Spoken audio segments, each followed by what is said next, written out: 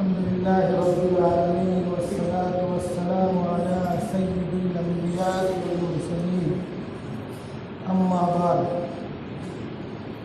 أعوذ بالله من الشيطان الرجيم بسم الله الرحمن الرحيم إن الذين يبايعونك إنما يبايعون الله يد الله فوق أيديهم فمن نكث فإنما ينكث على نفسه ومن أوفى بما عاهد عليه الله فسيؤتيه أجرا عظيما صدق الله العظيم.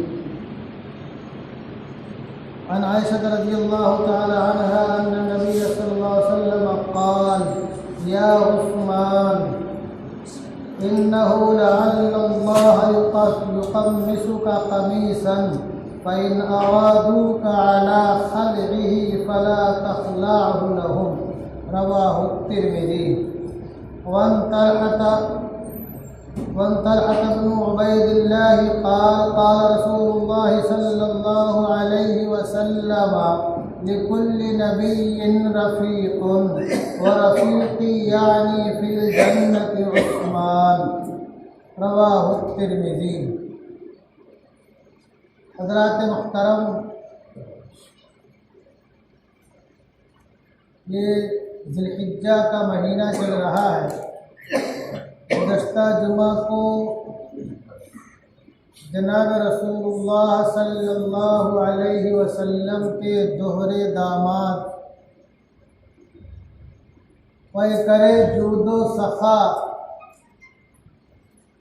پیکرے حلم و وفا حضرت عثمان غنی رضی اللہ تعالیٰ عنہ کے تعلق سے کچھ باتیں آپ حضرات کے سامنے آئیں. اسی سلسلے کو آگے بڑھاتے ہوئے آج بھی حضرت ہی کے تعلق سے کچھ باتیں آپ حضرات کے سامنے رکھوں گا.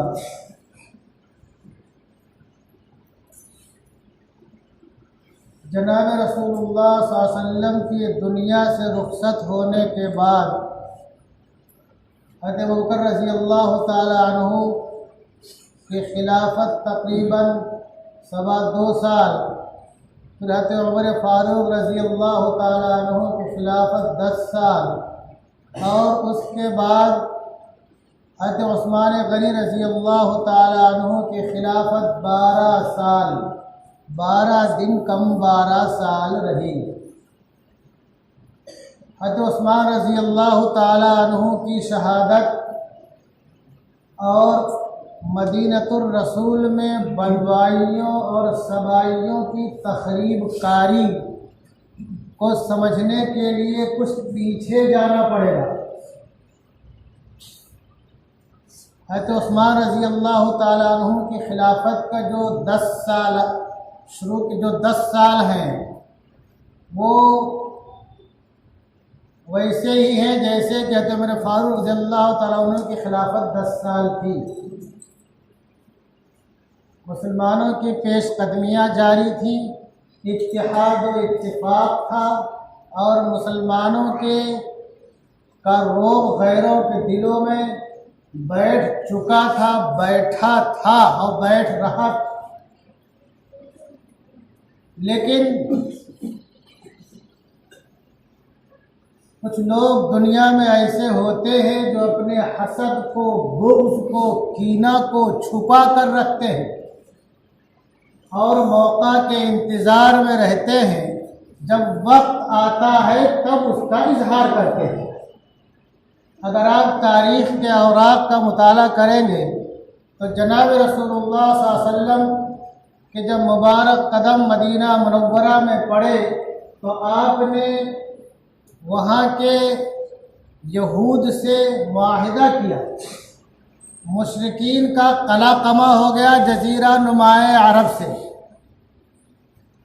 یہود، بنو قینقاع، بنو نذیر، بنو قریظہ،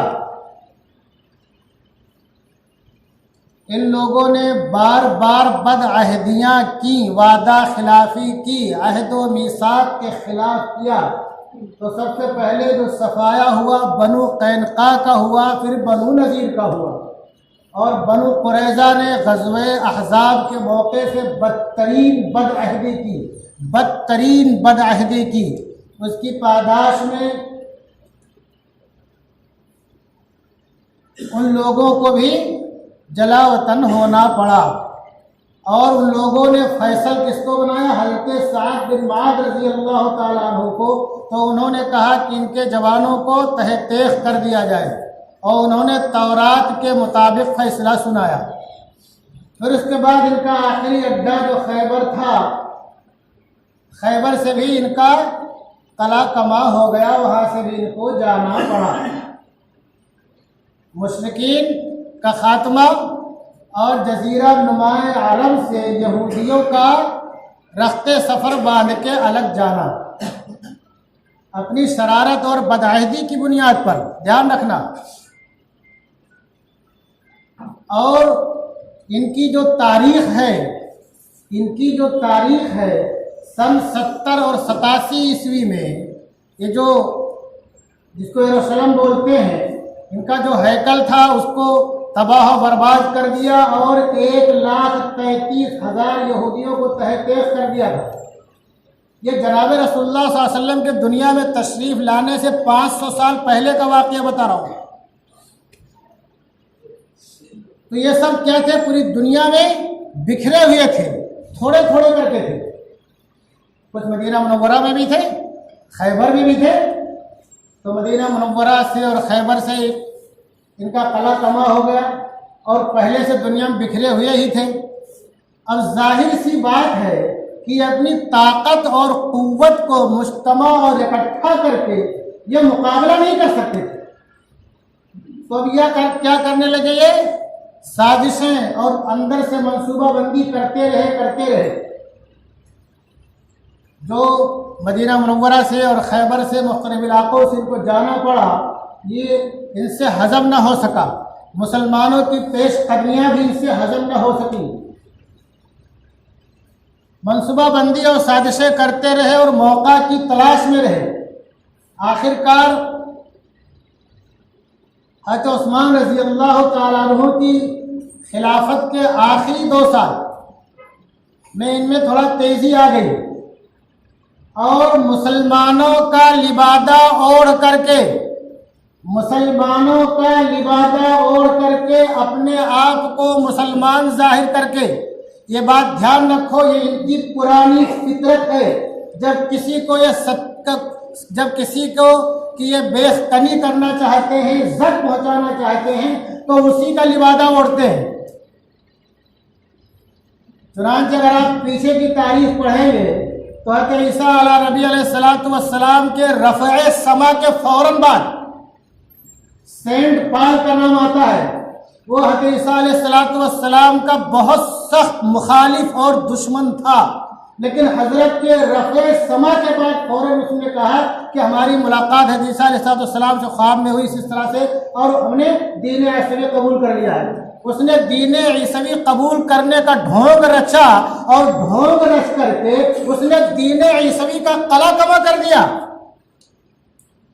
بھائی دین عیسوی اصل کیا ہے؟ ایک اللہ کو ماننا۔ اس نے کیا کر دیا؟ تثلیث، خداؤں کا مجموعہ بنا دیا۔ حضرت عیسیٰ علیہ السلام کو خدا کا بیٹا قرار دے دیا۔ تو جو دین عیسوی کی روح تھی اس نے مسیحی بن کر کے اس کو ختم کیا۔ تو جو موقع کی تلاش میں تھے، مسلمانوں کا لبادہ اوڑھا،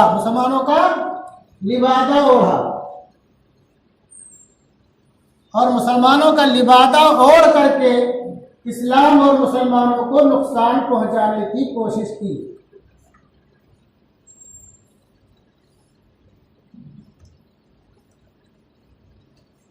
اب جو ہے، اچھا ان کو حسد ایسے نہیں، حسد یہ کہ اب تک جو ہے جناب رسول اللہ صلی اللہ علیہ وسلم سے پیشتر تک، دھیان رکھو، سے پہلے تک 2000 سال تقریباً جتنے انبیاء کرام آئے ہیں سب بنو اسرائیل میں آئے ہیں۔ حضرت موسیٰ علیہ السلام 1400 قبل مسیح میں دنیا میں تشریف لائے، 1400 قبل مسیح میں، اور حضرت عیسیٰ علیہ السلام جب سن عیسوی کا آغاز و تباہ کا تولد ہوا دنیا میں تشریف لائے، تو تقریباً 2000 سال تک جتنے بھی انبیاء کرام آئے سب بنی اسرائیل میں آئے، اور بنی اسرائیل ایک خاصیت اور تھی، بخاری کی روایت ہے کانت بنو اسرائیل تسوسهم الانبیاء اذا ہلک نبی خلفہ نبی، کہ بنی اسرائیل میں کیا تھا کہ جو بھی نبی ہوتا تھا، جو بھی نبی بنی اسرائیل میں کیا تھا کہ سیاست، قیادت اور عمارت اور خلافت اور بادشاہت سب نبی کے ہاتھ میں ہوتی تھی۔ اللہ رسول کیا فرماتے ہیں کانت بنو اسرائیل تسوسهم الانبیاء، کہ بنی اسرائیل کی جو قیادت ہوتی تھی وہ نبیوں کے ہاتھ میں ہوتی تھی۔ اذا ہلک نبی خلفہ نبی، جب کوئی نبی دنیا سے رخصت ہو جاتا تھا ان کا جانشین فوراً دوسرا نبی ہوتا تھا۔ چنانچہ اگر آپ تاریخ میں دیکھیں گے تو حضرت داؤد نبی علیہ السلام پیغمبر ہیں، خلیفہ ہیں، بادشاہ ہیں۔ آپ کے صاحبزادے حضرت سلیمان علیہ السلام پیغمبر ہیں، خلیفہ ہیں، بادشاہ ہیں۔ ایسے دیگر انبیاء کرام کا معاملہ بھی ہے کہ قیادت اور سیادت، دینی قیادت، دنیاوی قیادت، تمام چیزیں انبیاء کے ہاتھ میں ہوتی تھی۔ تو اب ان کو یہ تھا کہ اتنے سالوں سے ہمارے لوگوں میں جو ہے نبوت کا سلسلہ جاری تھا اور ساری باغ ڈور ہمارے ہاتھوں میں ہوتی تھی، ابھی تو یہ بنو اسماعیل میں چلی گئی، تو یہ ان کو ایک بہت بڑا اس کا ان کو حسد تھا اور بغض تھا کہ نبی ہم میں سے نبی آخری زمان ہونا چاہیے، ادھر کیسے چلے گئے؟ یہ تو تھا ہی، اور اس کے علاوہ بنو قینقاع، بنو نذیر، بنو قریظہ اور خیبر، جن لوگوں کو جانا پڑا تو اس کو چھپا کے رکھا، موقع کے انتظار میں تھے۔ جب اسلامی سلطنت کی زمین وسیع ہوتی چلی گئی تو بہت سے لوگ ہلکا لوگوں سے اسلام ہوتے چلے گئے۔ انہوں نے موقع اچھا سمجھا کہ چلو بھرا مار کے اسلام میں داخل ہو جاؤ اور پھر مسلمانوں کو نقصان پہنچاؤ۔ انہی لوگوں میں سے ایک شخص تھا جن کو دنیا عبداللہ ابن سبا کے نام سے جانتی ہے۔ عبداللہ ابن سبا یمن کا رہنے والا تھا، اس نے اسلامی لبادہ اوڑھا اور مسلمانوں میں بٹوارے، تفریق، انتشار، اختلاف، قتل و خونریزی اور فتنہ انگیزی کی بنیاد ڈالی، اور اس کی اس نے پوری کوشش کی، مسلمان بن کر کے اس نے پوری کوشش کی کہ مسلمانوں کے شیرازے کو کیسے بھی منتشر کر دیا جائے۔ مصر کا اس نے دورہ کیا، شام کا دورہ کیا، بصرہ کا دورہ کیا، کوفہ کا دورہ کیا۔ یہ جب مصر جاتا تو شام والوں کی یا گورنر کی برائی کرتا، اور جب بصرہ جاتا تو کوفہ کے گورنروں پر نکتہ چینی کرتا، اور جب کوفہ جاتا تو بصرہ کے گورنر پر نکتہ چینی کرتا۔ ایسے ہی اس نے بہت سے ذہنوں کو جو ہے پراگندہ کر دیا، اور بہت سے سادہ لوگ اس کے دام فریب میں آ گئے۔ اور چونکہ اس نے نعرہ کیا دیا، دھیان رکھو دوستو، نعرہ کیا دیا، لوگوں کو برگلانے کا ایک بہت بڑا نعرہ ہے۔ آج بھی بہت سے لوگ وہی نعرہ دیتے ہیں، حب اہل بیت کا نعرہ دیا۔ اس نے کیا کہا کہ ہر پیغمبر کا ایک وصی ہوتا ہے، ہر پیغمبر کا ایک وصی ہوتا ہے، اور نبی آخر زمان کے وصی علی ہیں، لہذا ان کو خلیفہ ہونا چاہیے۔ پہلے 2 لوگوں نے زبردستی اس پہ قبضہ جما لیا، اور ابھی حضرت عثمان اس پہ قابل ہے۔ اچھا، ان لوگوں کو معلوم تھا کہ کسی زمانے میں بنو ہاشم اور بنو امیہ میں اندرونی رنجش رہا کرتی تھی، خاندانی رقابت جسے کہتے ہیں، لیکن جناب رسول اللہ صلی اللہ علیہ وسلم کی دنیا میں تشریف لانے کے بعد وہ سب ختم ہو گئی تھی۔ تو اس نے اس چنگاری کو پھر سے ہوا دینے کی کوشش کی، یہ کہہ کر کے چونکہ جو پہلے دونوں خلیفہ تھے، خلیفہ اول وہ بنو تیم میں سے تھے، اور خلیفہ ثانی بنو عدی میں سے تھے، اور جو خلیفہ ثالث ہیں یہ بنو امیہ میں سے تھے۔ تو اس نے خاندانی رقابت کو ہوا دینے کی کوشش کی کہ اصل تو خلافت کے حقدار حضرت علی تھے، لوگوں نے قبضہ کر لیا اور ابھی عثمان اس پہ قابض ہے۔ اور بہت سی باتیں ایسے الزامات حضرت عثمان رضی اللہ تعالیٰ عنہ پر لگائے کہ صحیح العقل اور صحیح الدماغ وہ الزام لگا ہی نہیں سکتا ہے، ان کی زندگی کے سابقہ حالات کو دیکھ کر کے کہ کتنے نیک تھے، کتنے صالح تھے، کتنے پاکیزہ تینت تھے، کتنے باحیا تھے، کتنے حلیم تھے، کتنے بردبار تھے، اور کتنے بڑے سخی تھے، اور ہمیشہ قرآن کی تلاوت کیا کرتے تھے، ایک دن چھوڑ کے ایک دن روزہ رکھتے تھے۔ تو گویا کہ ان لوگوں نے اپنے پرانے بغض کا اور حسد کا اور اپنے پرانی شکست کا بدلہ لینا چاہا اس طرح سے. تو عبداللہ ابن سبا نے ایک پورا ماحول بنا دیا اور اس کے دامے فریم میں بہت سے کچھ اور سادہ لوگ بھی آ گئے. تو ان لوگوں نے مدینہ منورہ کا محاصرہ کرنے کی کوشش کی اور حضرت نے ان کے پاس اپنا کیا چاہتے ہو تم لوگ؟ ان لوگوں نے کہا ہم تمہیں چاہتے ہیں کہ تم خلافت چھوڑ دو، تم اس کے حقدار نہیں ہو. حضرت نے کہا یہ نہیں ہو سکتا ہے. حضرت نے کیا کہا یہ نہیں ہو سکتا ہے. آپ نے کیوں فرمایا یہ نہیں ہو سکتا ہے؟ ہمارے بہت سے لوگ سوچیں گے کہ خلافت چھوڑ دینی چاہیے اور ایک بلوہ چل جاتا، فتنہ چل جاتا. جناب رسول اللہ صلی اللہ علیہ وسلم نے ارشاد فرمایا تھا یا عثمان انہو لعل اللہ یقمصک قمیصا، کہ اللہ تمہیں ایک قمیص پہنائے گا. قمیص سے مراد کیا ہے؟ یہ خلافت کی قمیص ہے، خلافت کی قمیص ہے.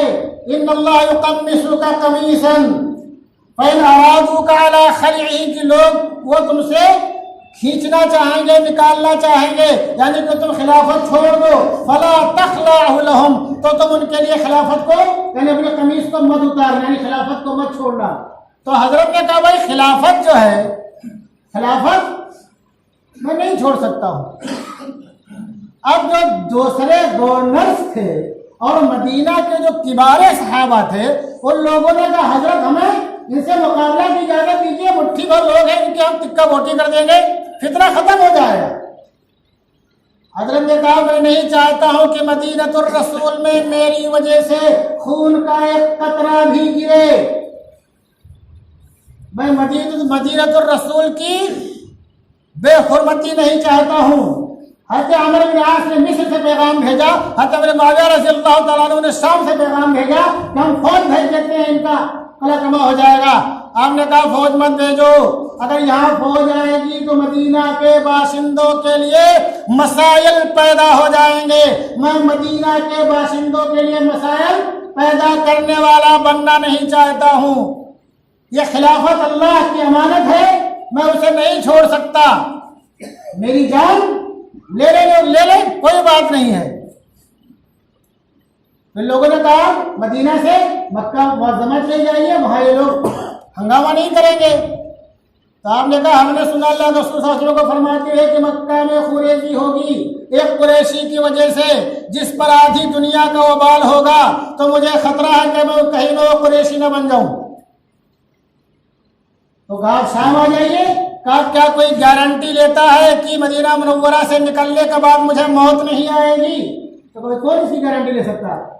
تو کہا اگر موت آنی ہے تو مدینہ الرسول میں موت آئے، مدینہ الرسول میں موت آئے جو کہ ہمارا دار الہجرہ ہے، اور مدینہ الرسول میں موت آنے کے بڑے فضائل ہیں. تو آپ نے جناب رسول اللہ صلی اللہ علیہ وسلم کے شہر کو نہیں چھوڑا اور اپنے عمال اور گورنروں کو اور اپنے جانثاروں کو قتل و قتال کی اجازت بھی نہیں دی. اس طرح سے بلوائیوں کے حوصلے بلند ہوتے گئے اور آپ کو مسجد نبوی میں نماز پڑھنے سے پہلے روکا، پھر آپ پر دانا پانی بند کر دیا. 1 دن 2 دن 3 دن نہیں، 40 دن تک پانی بند تھا. کتنے دن تک؟ 40 دن تک پانی بند تھا مسلمانوں. آج ہم 7 دن کو لے کر کے بڑا واویلا کرتے، 40 دن تک بند تھا. اور کس پر بند تھا؟ جس نے 8000 دینار سرخ دینار دے کر کے بیر روما کو خرید کر کے وقف کیا تھا مسلمانوں کے لیے. اب جو ہے بلوائیوں کے حوصلے بلند تھے، لیکن جو معزز صحابہ اکرام تھے انہوں نے بہت کوشش کیا کہ صلح صفائی ہو جائے، معاملہ آگے نہ بڑھے. لیکن بلوائی کسی قیمت پر ماننے کو تیار نہیں تھے، کسی قیمت ماننے کو تیار نہیں تھے. حیدر رضی اللہ تعالیٰ نے اپنے صاحبزادگان کو دروازے پر کھڑا کر دیا نگرانی کے لیے کہ دشمن حضرت تک نہ پہنچ سکے، تو دشمن حضرت تک نہ پہنچ سکے. اور حضرت نے چھت پہ آ کر کے کچھ باتیں بھی کیا، لیکن وہ سب بے اثر نہیں. آخر کار آپ نے یہ کہا کہ یاد رکھو یاد رکھو بخدا اگر تم نے مجھے قتل کر دیا تو میرے بعد نہ تم ایک ساتھ نماز پڑھ پاؤ گے نہ ایک ساتھ جہاد کر پاؤ گے۔ لیکن کوئی باتیں بلوائیوں پہ اثر انداز نہیں ہوئی، کوئی بات کسی بات کا اثر نہیں ہوا۔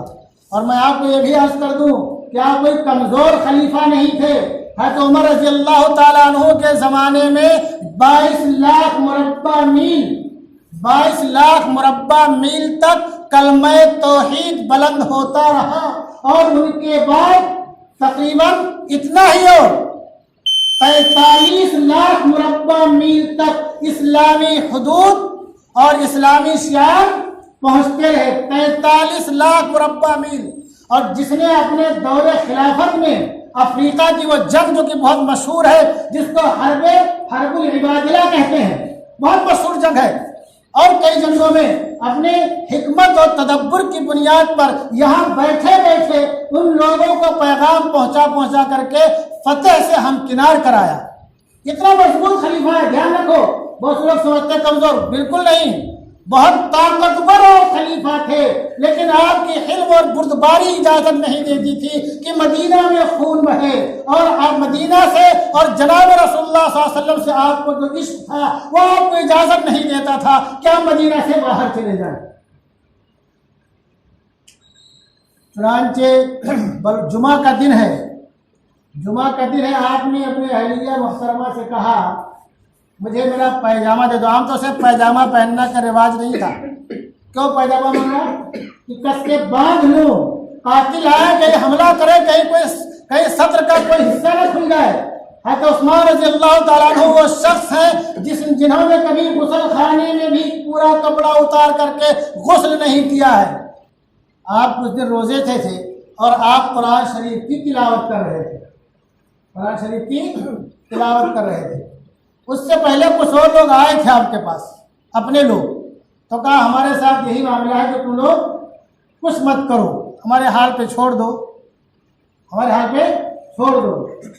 اور کہیں سے میں نے کہیں سنا یا پڑھا کہ ایک پیالہ پانی بہت مشکل سے میٹھا ملا کہ بی بی نایا نے پیش کیا، تو کہا رہنے دو، آج میں روزے سے ہوں۔ اور مجھے غنودگی طاری ہو گئی تھی۔ اللہ کے پیارے حبیب کو ہم نے دیکھا اپنی غنودگی میں کہ آپ فرما رہے عثمان کی افطار کا وقت، آج اس کا افطار جو ہے ہمارے ساتھ کرنا۔ تو آج ہمارا آخری دن ہے، خیر بلوائی کیونکہ دروازے سے نہیں جا سکتے تھے، حضرات حسنین کریمین اور کچھ معزز صحابہ کرام کے نوجوان سپوت وہاں موجود تھے اور دلیر و بہادر تھے۔ 100 میں بھاری ہوتا اگر آگے سے جاتے تو لوگوں نے موقع دے کے پیچھے سے حملہ کیا۔ کہاں سے؟ دیوار فلان کے گھر میں گھسے، 3 آدمی گھسے اور ایک پیدل پہ وار کیا اور آپ کو شہید کر دیا، اور آپ کو بچانے میں آپ کی بیوی حضرت نالا کی انگلیاں بھی کٹ گئی۔ وہ چیخی چلائی لیکن گھر سے باہر آواز نہیں پہنچی، اور آج آپ کو جب شہید آپ قرآن شریف کی تلاوت کر رہے تھے، میں نے گزشتہ جمعہ کو بتایا تھا کہ حضرت نے کیا کہا، دنیا کی جب کون سی چیزیں پسندیدہ اس میں سے کیا قرآن کی تلاوت، آپ قرآن کی بہت تلاوت کیا کرتے تھے، اور اس کی تلاوت شروع کی تھی سورہ فاتحہ سے، پہلے پارے کے آخری صفحے تک پہنچے تھے کہ بلوائیوں نے آپ کو شہید کر دیا، اور آپ کا جو خون کا قطرہ گرا ہے وہ ابھی بھی کسی میوزیم میں محفوظ ہے۔ قرآن جو وہ پہلے چمڑے کی شکل میں لکھا ہوتا تھا بڑے گتے والے میں، کہ فَسَيَكْفِيكَهُمُ اللَّهُ وَالسَّمِيعُ الْعَلِيمُ، کہ اللہ تعالیٰ ایسے لوگوں کے لیے کافی ہے، اللہ تعالیٰ سننے والا جاننے والا ہے۔ تو یہ جو شہادت ہے آپ کی ہے، بہت ہی مظلومانہ شہادت ہے، اور آپ کی حلم اور بردباری کی ایک مثال بھی ہے کہ آپ نے مدینہ الرسول کو خون آلود نہیں کرنا چاہا، مدینہ الرسول کی حرمت کو پامال نہیں کرنا چاہا، جناب رسول اللہ صلی اللہ علیہ وسلم کے پڑوس کو آپ نے چھوڑنا نہیں چاہا، اور جہاں تک کیا کہتے ہیں شہید کے مرتبے اور مقام کی بات ہے، سارے لوگ جانتے ہیں کہ شہادت کی گواہی جو ہے وہ تمام چیزیں دیں گی۔ جہاں انسان شہید ہوتا ہے کہیں ذرہ گواہی دے گا، کہیں تلوار کی دھار گواہی دے گی، کہیں میدان کی دھوپ گواہی دے گی، کہیں گھوڑے کی پشت گواہی دے گی، لیکن حضرت کی جو شہادت کی گواہی ہے وہ قرآن دے گا۔ وہ کیا دے گا؟ قرآن دے گا۔ آخر وقت میں آپ قرآن کی تلاوت کر رہے تھے اور گرے جو قرآن ہی پہ گرے، آپ قرآن کو اپنے سینے سے لگا لیا اور قرآن نے آپ کو اپنے آغوش میں لے لیا۔